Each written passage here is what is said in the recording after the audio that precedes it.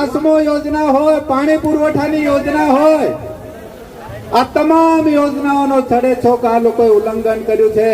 અને સાહેબ, આ ધારાસભ્યો હોય, સાંસદ સભ્યો હોય, કરોડપતિ બની ગયા છે. કેવા બની ગયા છે? કરોડપતિ બની ગયા છે. આ ધારાસભ્ય, સંસદ સભ્ય હવે પાછા જયારે આપણા ચૈતરભાઈ આવે છે અથવા તો આમ આદમી પાર્ટીના નેતા આવે છે ત્યારે ધમકીઓ બતાવે છે. શું બતાવે છે? ધમકીઓ. આપણે બધા અત્યારે અહીંયા આવ્યા છે, એક સંકલ્પ કરીને આવ્યા છે.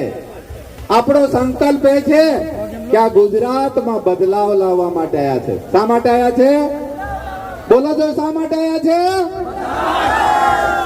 આપણે આ ગુજરાતમાં પરિવર્તન કરવાનું છે. કરશું ને બધા પરિવર્તન? કેટલા જણની ઈચ્છા છે પરિવર્તન કરવાની?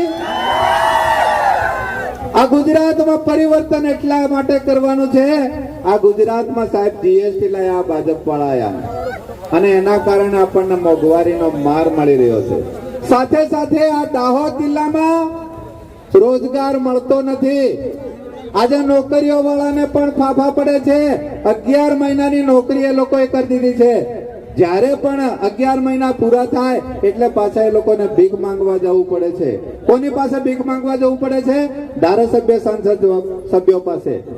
તો જે આઉટસોર્સિંગની યોજના લાવી છે, એમને આપણી આમ આદમી પાર્ટીની સરકાર બનશે ત્યારે એ યોજનાને ખતમ કરશે, કાયમીની યોજના કરવામાં આવશે. સાથે સાથે આ ભાજપ વાળાએ આખી સિસ્ટમ એટલી બગાડી નાખી છે.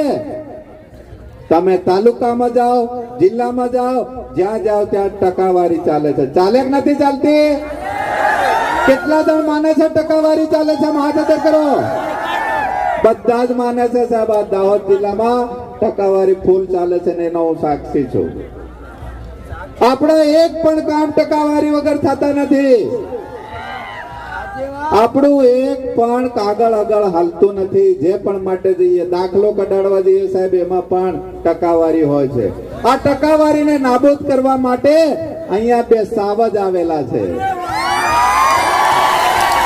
આ સાવજો અહીંયા આવ્યા છે, એમને આપણે સાંભળવાના છે. આપણા દાહોદની ધરતી પર એ પણ આપણને કંઈક કહીને જવાના છે. તો આ સાવજોને સાંભળીએ.